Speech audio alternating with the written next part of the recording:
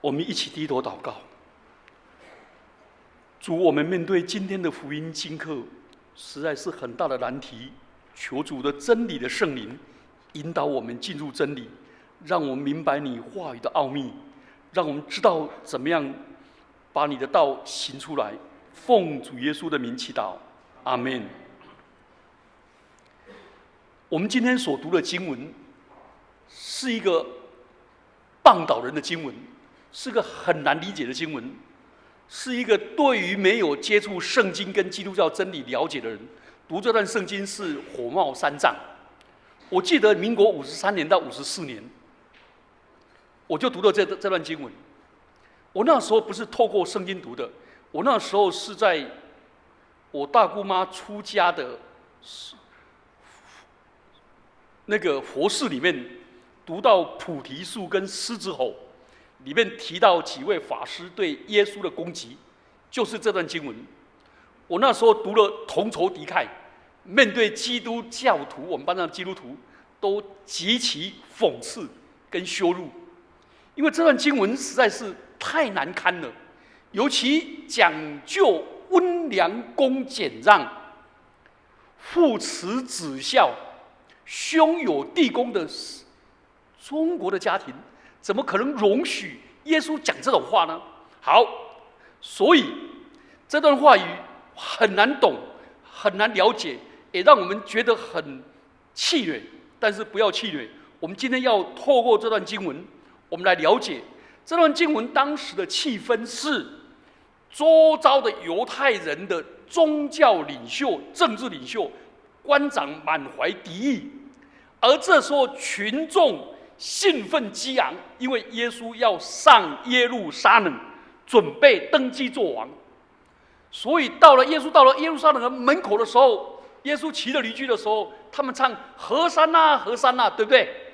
然后他拿了什么？棕树枝。棕树枝是犹太人革命运动独立300年的国旗，棕树枝啊，在罗马帝国统治下，拿着他们独立的国旗在那边喊。所以这段圣经，群众慷慨激昂，兴奋无常，认为耶稣即将登基，而耶稣竟然讲出那个让门徒困惑不解，让我们也感到难以接受的话语。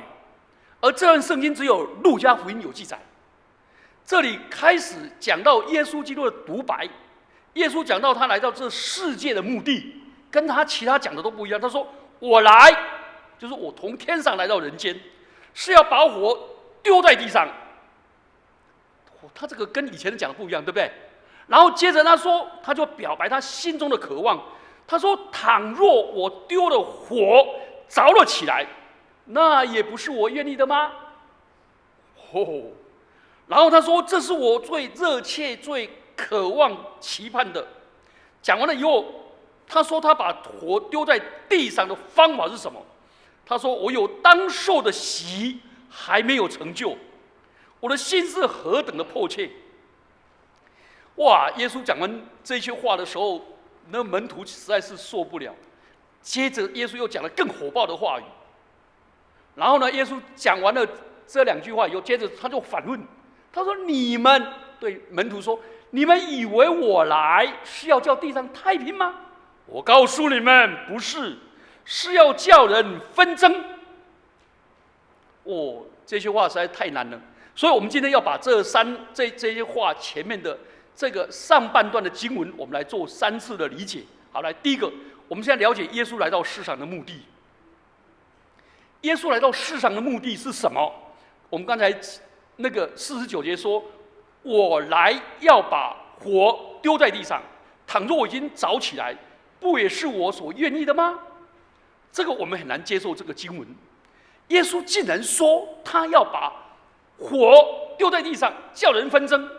他来不是要拯救我们吗？不是要赐下永生跟平安吗？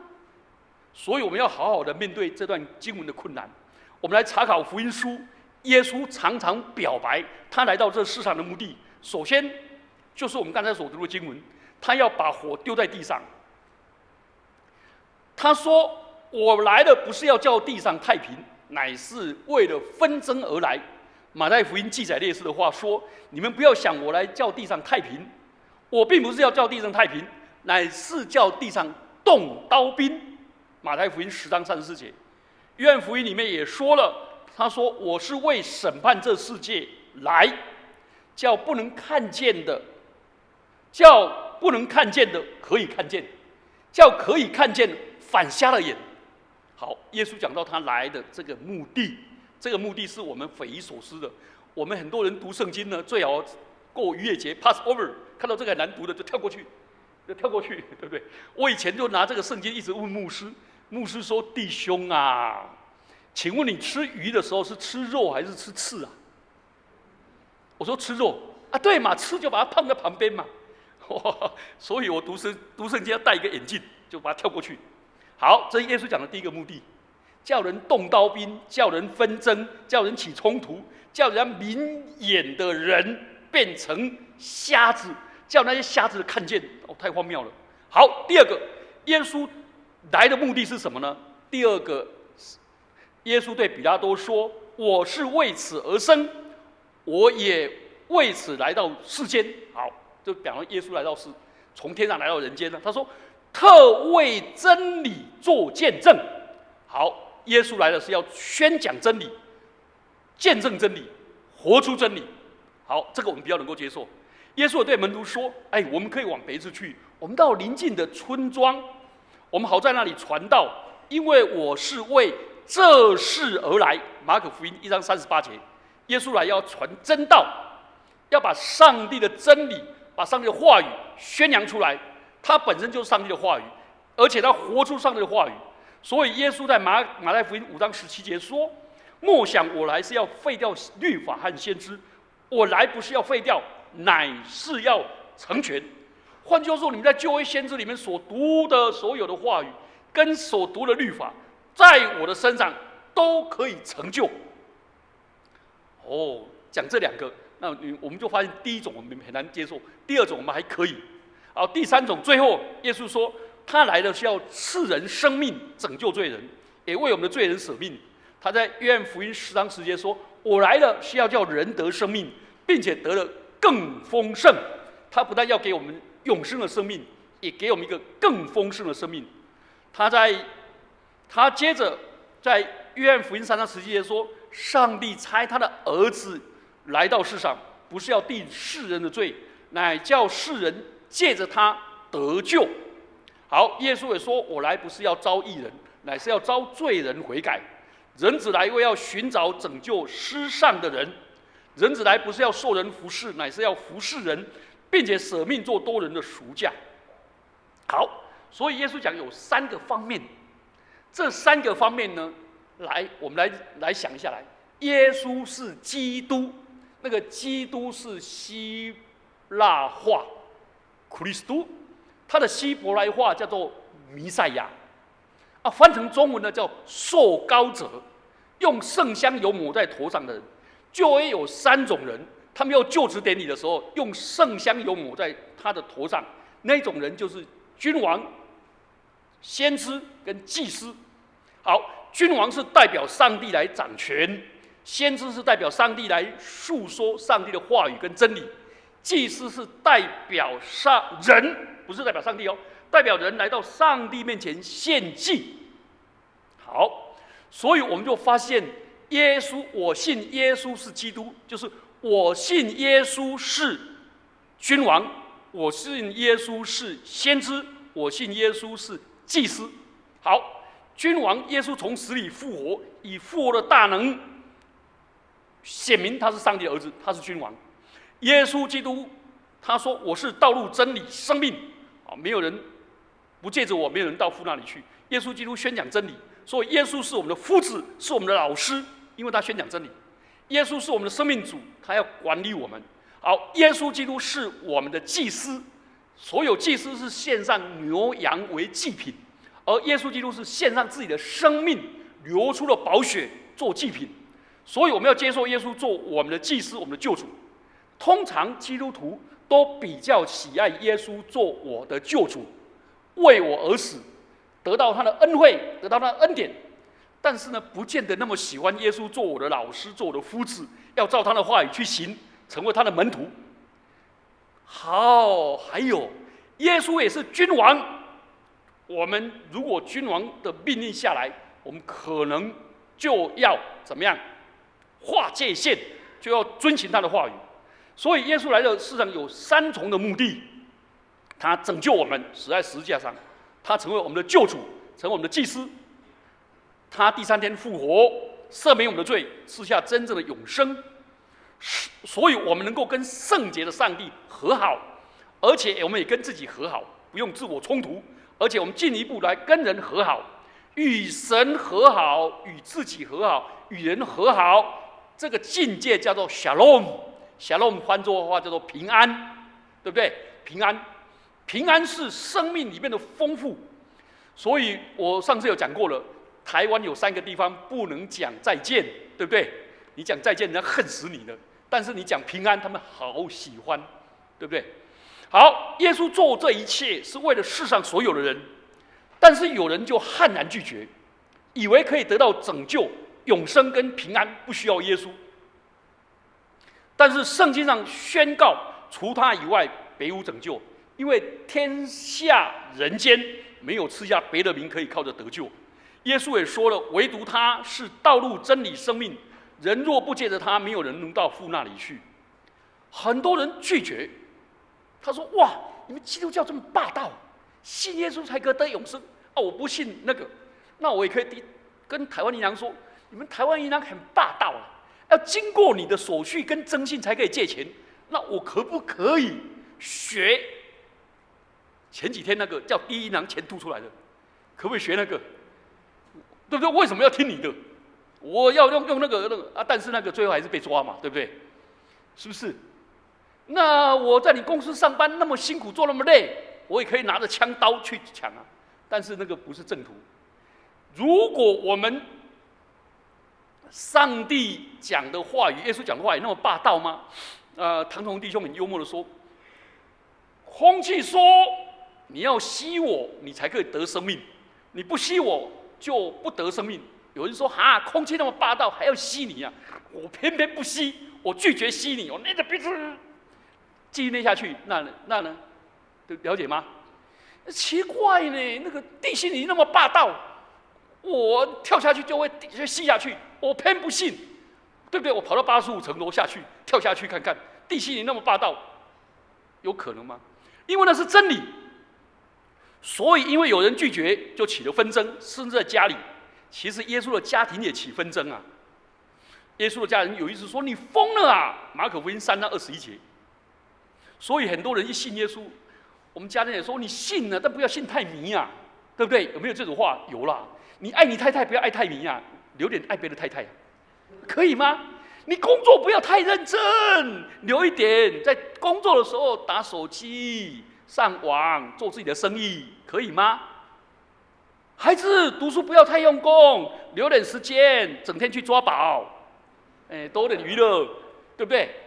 所以我以前那个学生跟我讲说，我们某某学校的学生，我们要会读又会玩。我跟他讲说，会读又会玩的哦，会读了就不会玩啦，会玩了就不会读啦，真的啦，真的。因为你不是那么好的学校，你的程度各方面你需要专一啊。所以耶稣基督讲的道理怎么样？他说耶稣要给我的平安，这个所赐的平安是唯一与神和好的真正的平安，这是上帝的儿子从天上来到人间赐给我们的，这个是唯一的。所以人若拒绝耶稣的话，对他来说，耶稣的话就是把火丢在地上，是很可怕的，是审判的。所以上帝的话语有拯救的大能，也有审判的大能。耶稣基督的福音对信的人是拯救的大能，对不信的人是审判的大能。好，第二方面我们来看49节到50节，耶稣说他有当受的洗，还没有成就，心里是何等的迫切。然后他又说，我要把火丢在地上，倘若着起来，不是我所愿意的吗？当受的洗是指什么？然后呢，这个火跟洗这两个到底有什么关系？好，首先我们来知道，洗礼是旧约里面的隐喻，常常讲到旧约里面讲到，这是人落入水深火热的绝境，引申就是死亡。旧约也用来表达那些狂风巨浪对人的攻击、吞噬跟威胁人的生命，就是灾难跟审判的象征。所以耶稣说：“我有当受的洗，不是指着他在约旦河的洗礼，因为那个已经成就了。所以其实这是暗示着他渴望上帝交付他的使命，通过死亡跟复活，完成上帝委托他执行的救恩工程。这个能够了解，是因为有一次雅各跟约翰这两个有够白目，因为是耶稣的阿姨的孩子，他们两个就说：我们两个坐在你将来得国的时候，我们坐在你的左右边好吗？你成为君王，我们做左右丞相，对不对？圣经有的还记载说，他还透过他妈妈关说，用阿姨来施压力。那耶稣对他们说：你们不知道你们所求的是什么，我所喝的杯，你们能喝吗？就是苦杯，就是上帝愤怒的杯，审判的杯。我所受的洗，你们能受吗？马可福音10章38节，耶稣用杯跟洗礼来比喻他的痛苦跟死亡。这两个白目兄弟说：我们可以。其实当耶稣钉十字架的时候，这两个人作鸟兽散，都逃走了。所以在这里，耶稣说：我有应受的洗礼，而且我急着要领受的洗礼，其实也是我们所要接受的洗礼。这个跟火的纷争有什么关系呢？其实在希腊文里面，火跟洗礼这两句话是在整个句子的第一个字，而且是强调的重点。我们中文没办法这样翻译。好，这两个都有审判的意思。这段经文连接起来，耶稣在十字架上，就是把火丢在自己的身上，上帝的审判临到他。所以耶稣在十字架上说什么？我的上帝，我的上帝，你为什么离弃我？耶稣基督甘心在十字架上担当了你我的罪，所以圣洁的上帝就把火、把审判、把刑罚降在他身上。耶稣在十字架上就喊了，其实他用亚兰文喊说：“以利以利拉玛撒巴哥大尼。”翻出来就是：“我的上帝，我的上帝，为什么离弃我？”当时耶稣跟永生的天父隔绝了。纷争了，耶稣基督代替我们，是代替性的牺牲，也是挽回性的牺牲，挽回了上帝对我们的怒气，也是复合性的牺牲，使我们跟上帝和好，我们才能够得到真正的平安。所以耶稣说：“我是如何的焦急，直到他得以完成。”50节，这是投入艰巨使命前面的所讲的话，好像警察赶往犯罪的现场那样的心情。也好像士兵正要上前线的精神。所以耶稣在橄榄山祷告的时候，在客西马尼园的时候，他就是焦虑到他的汗如同血滴滴在地上，耶稣的迫切。所以耶稣说：“我要赶快完成这个使命，然后复活升天，得荣耀，使世人因着我可以信。”因着我就不要再受上帝的审判，上帝的火，还有不要受永远的死亡。而我们的洗礼呢，是借着洗礼，从水和圣灵重生的洗礼，与耶稣基督联合。所以保罗在罗马书第6章3到5节说：“我们是与基督同死、同埋葬、同复活。”所以既然我们跟耶稣联合了，耶稣在这世上受了许多的苦难。逼迫、拒绝、排斥，他甚至家里都有纷争。那我们这些与他联合的人，当然也会遇到。所以圣经上说，当我们参与耶稣基督的苦难，与耶稣一同受苦，将来就与耶稣基督一同得荣耀。当我们接受耶稣成为君王的时候，我们就用神所赐的百般的恩赐去服侍主。我们的服侍，受苦的服侍。将来就与基督一同作王，所以在这世上的服侍被人家看这上，看作什么？你这还没米落啊？听懂台语吗？没米落啊？就是你劳碌了却没有米呀、没有那个这还不好了。但是我们知道，从圣经的话语，我们的价值观跟人家不一样，所以这是安慰的信息。耶稣预先告知了，所以我们一生遇到困难、遇到排斥、遇到逼迫，这个见怪不怪。耶稣也说，他自己来到世上是要起纷争。其实我们应该省察我们自己的，我们是不是选择那容易的、肤浅的世上的所谓的平安和平？我们不想跟别人冲突，不想纷争，我们就故意成为相怨，然后我们有机会做见证，我们就缄默无声。我们有机会站在真理那边，结果我们就选择从众人格，入门看门风，入所在不脱离讲，西瓜挖大饼，我们就不敢坚持真理。所以我们要小心，怕冲突，故意避免纷争，受逼迫。其实我们要为了这个，要向上帝认罪。我们最好学习什么？希伯来书12章说，耶稣基督他轻看羞辱，忍受十字架的痛苦。所以我们这些人应该放下各样的重担，脱去容易残累我们的罪。我们来仰望为我们信心创始成终的基督。好，第三方面我们来谈比较难的。好，我们这样了解了哈。耶稣基督的来到世上，其实3方面：君王、祭司、先知。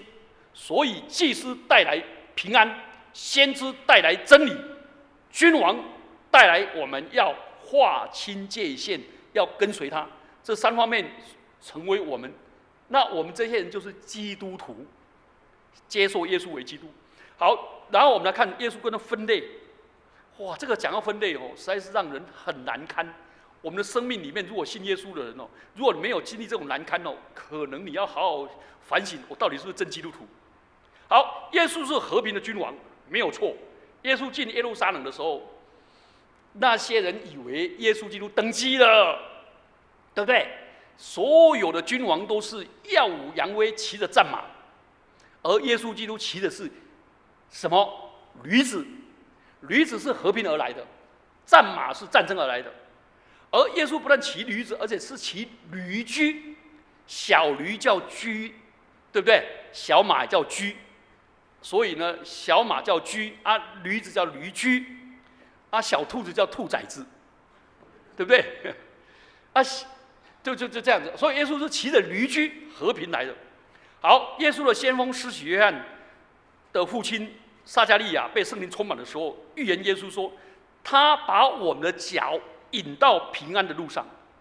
路加福音1章79节，天使报佳音的时候说，在至高处荣耀归给上帝，在地上平安归给他所喜悦的人。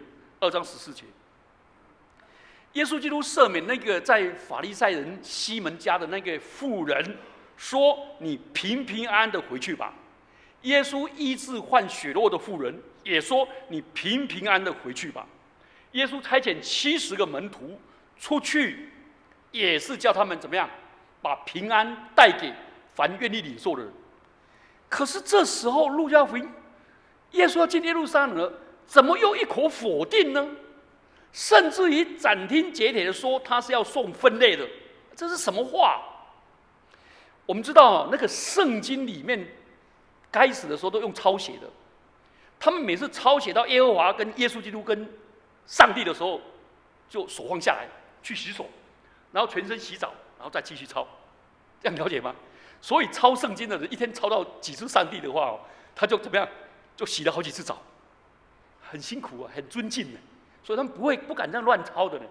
就好像我们小时候听到某某人，我们就立正，了解吗？那时候我们的教官就骂我，我就说蒋公说，他就立正，我就赶快跑走，过来，我说蒋公说，结果我还是被记大过了，叫5万师长。好，那个他们如果抄圣经哦，抄到那个最难理解跟最难堪的，他们认为那是真正的经文，一定保留，他们不敢改，这样了解吗？好，所以我们来看耶稣整个生活里面，其实他也面对自我冲突，面对冲突，他这一生，耶稣基督这一生都在冲突当中，其中最高峰就是十字架上，在十字架上，其实耶稣不是犯罪啦，是代替我们这些的罪啦，被上帝击杀了。好，耶稣在婴儿的时候，西面已经预言了说，西面给他祝福说，又对孩子的母亲说，这孩子被立，是要叫以色列许多人跌倒，许多人兴起，又要做毁谤的画饼，叫许多人的意念显露出来，你自己的心也要被刀刺透。施洗约翰也预言耶稣要分裂以色列，他说他手里拿着簸箕，要扬进他的场，把麦子收在仓里，把糠用不灭的火烧尽了。其实耶稣基督有没有自我冲突？有啦，耶稣就有人性。耶稣在客西马尼园的时候，请问他会不会恐惧？会呀、啊！请问他会不会冲突说：“父啊，救我脱离这时候？”有没有？但我原是为这时候而来。我欣赏耶稣的 EQ 了，他一个蛋就切换过去了。他有没有说：“父啊，若是可行，叫这杯不要临到我嘛？”对不对？他说：“然而，所以耶稣每次的自我冲突的时候，他选择顺服上帝的话语，化解他的冲突，化解他的冲突。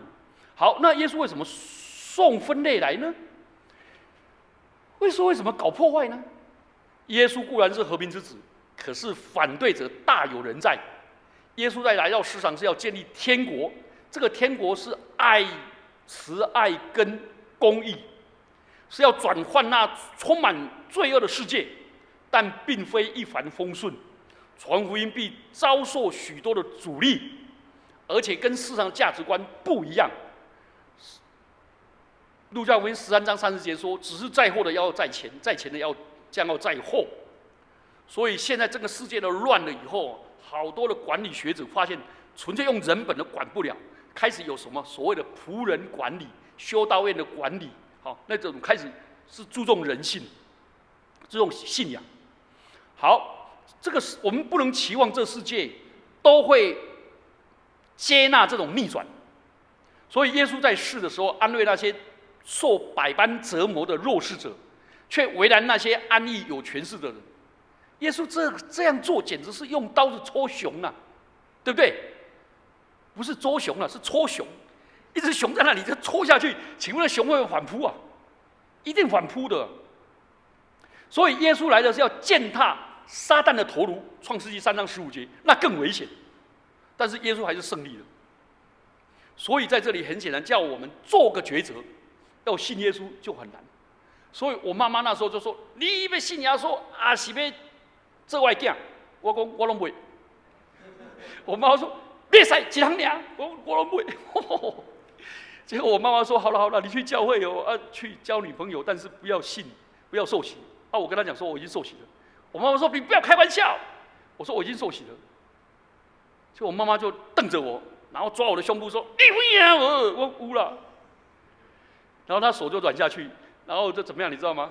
就到房间打开，然后反手在那边哭啊，落泪啊，落泪，我那也歹命咧，我两个囝死一个去啊咧，我就在那边开哀歌，帮我做主啊。现红红有，但你人使了艰苦的，我互你落去哦。读大学读到大不好，说大学的大不好，中学中不好，小学小不好。哇，一直哭，一直闹，一直哭。我说他2个儿子死掉1个了，所以在家庭里面也是会遇到。所以耶稣说：“从今以后，这个转折语实在让人家很难听、很难看。他说：“一家5口要分类，3个反对2个，2个反对3个，父亲反对儿子，儿子反对父亲，母亲反对女儿，女儿反对母亲。”其实这段圣经是引用弥迦书7章6节的，很生动在描述说，当我们信耶稣不妥协的时候，会在家里起纷争了。那福音的发生在家庭的成员，这段圣经是记载在第1世纪耶。第1世纪的犹太人，他们听了就毛骨悚然，不寒而栗，因为犹太人是唇齿相依啊，家庭关系最重要啊。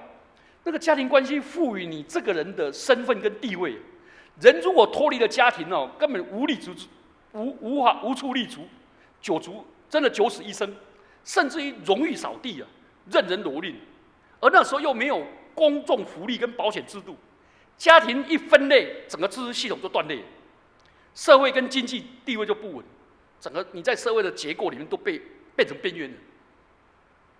当时耶稣的第一代的这些基督徒门徒脱离了家庭来跟随耶稣，他们体会到耶稣基督所讲的那种产生了紧张的张力，哇，那种压力。所以耶稣说，其实耶稣这些话是安慰，帮助他们明白，你们面对这社会要苦待你们。但是耶稣在第4福音书里面说，我将这些话告诉你们，是要叫你们在我里面有平安，在世上你们有苦难，但你们可以放心，我已经胜过世界。真的，这几天我在好多人的 Facebook 看到一个例子。其实我在40年前信耶稣的时候，我们就看到这个例子。今年刚好是满200年。你知道那个美国有一位牧师叫做爱德华兹·约拿丹，这个人是一个长老会的很敬虔爱主的一个传道人。他当时苦口婆心对一个人传福音，传了30几年，那个人死就不信。那个人说：“我就是不信。”结果呢，美国人把他们追踪的这2个家庭，这200年来这2个家庭，发现爱德华兹·约拿丹他的家庭一共有后裔，现在活着的1300多人，1300多人。而那个人呢，他们家族有900多人。而那个否认不信耶稣的那个家庭呢，那900多人里面有100多个被关在监狱里面，关到死。被关到监狱里面的有300多个，然后有的当乞丐，有的当妓女。那个美国政府为了这个家庭，付出了1亿多美金来关这个家庭，跟矫正这个家庭。而爱德华·约拿丹的那孩子1300个里面有100多个牧师，有100多个是大学教授，其中有13个是大学校长，还有人当到副总统。整个家族都不一样，家族都不一样。所以路加福音在写的时候，教会正受逼迫，他解释耶稣的话，把火看作末日的审判所以整个教会里面都会遇到这个。那表示我们基督徒要坚持爱跟坚持真理。你们知道我爸爸妈妈最喜欢看什么？你知道吗？看我的婚礼。我妈妈参加婚礼用什么参加？怎么？她摆什么态度？你知道吗？这样子。我那时候在灵粮堂结婚500、600人到800人参加，这从头到尾这样。那我爸爸就这样。那2个人追脸那照起来真的很经典。恨基督教，恨我儿子被拐，恨我儿子被骗。他说：“你这个家庭完蛋了。”然后呢，参加完了，我爸爸说：“有没有缺钱？”我说：“没有。”他转头这个1毛钱都没有给我，我1毛钱都没有给我。我经过20年以后，我才问他说：“结婚20年以后，我才问他说，你那时候带多少钱？”他才告诉我，他说：“我1毛钱都不给你，信耶稣1毛钱都不给你。”我也没有饿死啊。好，第3段，耶稣说：“你们要责备人，不知思量。”他说：“你们要分辨。”12章54节到59节是要我们分辨，要果断，跟49节49到53节的有纷争要面对是一致的、一贯的。为什么？54节耶稣责备他们说：“你们看见天色，可以看到天气如何？看今天的状况如何，你就可知道明天如何；看现实的状况如何，可以推测将来如何。”可是我们整天在看天气、看股票、上网、看时装、看商业趋势、看台湾未来，什么都看，就是唯独看不见自己。到底耶稣在这里要告诉我们什么？告诉我们要分辨末日的来到，然后呢，我们分辨说我们随时会面对死亡。那面对死亡里面，我们要做最重要的事。虽然说不会啦，起码100岁满满死嘛，100岁无稀奇啦，90岁满满死，80岁才等又去，70岁都要开始，我人生还没开始耶，我都还在这拖延。不是，来，这个跟他路加福音12章58节说：“你同告你的对头去见官，还在路上，你要尽力的跟他了结，恐怕他把你拉到官前，官交付差役，差役把你下在监里。”请问这个跟天气有什么关系？耶稣跟前面指的纷争又有什么关系？上下文脉连在一起，这个里的对头就是上帝啊，要跟上帝和好，而且要立即采取行动。因为世人都犯了罪，亏缺了上帝的荣耀，世人可以说都是要被上帝拉到法庭的路上。我们一生的年日是70岁到80岁，从亚当夏娃犯罪以后，上帝就在审判着我们。可是上帝要恩待我们，给我们阳光、空气、雨水，也把耶稣基督的救恩带给我们。他在提醒我们，控告我们说：你亏欠了我，你没有把我当得的荣耀、当得的敬畏、当得的爱给我，没有把权柄、尊贵、荣耀归给我，你亏欠了我。所以，我们这些人一生享受上帝的恩典，我们却没有把荣耀归给他。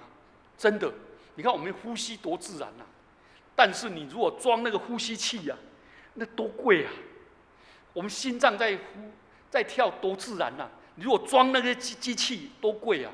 像 ICU 是因为健保户呢，以前没有健保户的话，住一天 ICU 有早期耶，住一天6万块呢，你知道吗？住一个月就180万呢，那住得下去？洗肾1个月6万呢，1年就洗掉给会呢，对不对？好啊，这些免费的我们都觉得那个上帝给我们恩典，所以你看天上的天气，看到那些空气，看到阳光，看到太阳，我们就应该看到上帝还这么爱我们，他还在继续等着我们。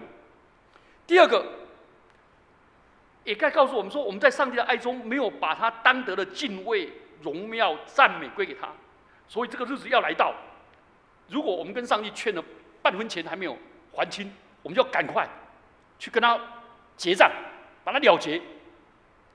所以这段信息是一贯的，上帝要我们完全的信靠他、爱他、敬畏他、领受他的恩典、领受他的爱。如果我们不接受，我们就要被火烧；如果接受，我们就有责任劝其他人也领受这个救恩。所以这段经文里面就在告诉我们，我们要领受福音，把上帝审判的火临到耶稣的火，转变成为我们心中里面爱灵魂的热火。所以有一首歌叫做《灵火几焚烧，在我心灵住》。这首歌是那个内地会100周年的时候，他们被中共赶出来，然后他们在外面唱的时候流着眼泪。他们一共有3000多个宣教士被赶出来，然后他说：“我们这么爱中国，把命都给中国，可是中国不爱我们，把我们赶出来，那怎么办呢？”他们就组成叫做海外基督使团，继续来台湾，继续在整个东南亚宣教。他们那时候就做一首歌，就是“灵火既焚烧，在我心灵主”。加略山上圣洁爱火，焚烧我心灵。所以这个火可以转化为一种深不可测的大慈大悲、无可遏制的深情，无法满足的渴望，越烧越旺，来爱我们的同胞，爱我们的百姓，爱我们的国家民族，爱我们的家庭。所以这是一个真爱跟真大爱跟真情的结合。这因为上帝就是爱，所以基督充满着爱火跟浓情，然后他降世为人，为我们的罪而死。这种爱就是要结合在我们里面，焚烧，变成是我们传福音的动力。而这种动力的时候，就变成我们面对反对，我们面对家庭的逼迫，我们还可以说我爱你。你知道那个我妈妈在这个更年期忧郁的时候，那时候我在荣光堂刚出来当传道，我妈妈早上4点钟就打电话来破口大骂，一骂完了以后，第2天又骂我说：“阿母啊，拜托你长玫瑰啊！”他说：“我在骂下集，他在骂下集啊。”我说：“好，就继续骂完半个钟头摔电话。”第3天又骂我说：“拜托阿母啊，你上下集都没了，我在骂续集。”续集了，还有那连续剧一样，那怎么办？